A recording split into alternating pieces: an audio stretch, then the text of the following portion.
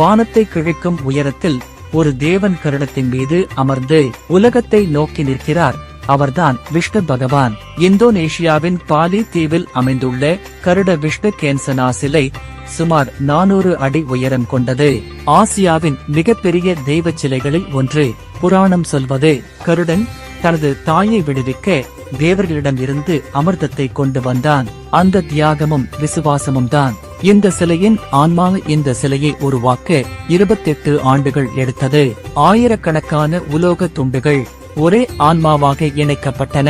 விஷ்ணுவின் முகத்தில் ஆட்சியில்லை, கருணை மட்டுமே. கருடனின் விரிப்பான இறக்கைகள் பாதுகாப்பின் சின்னம். சூரியன் மறையும் போது இந்த சிலை தங்க நிறத்தில் மின்னும் காட்சி. ஒரு புராணம் உயிர் பெற்று நிற்பதைப் போல.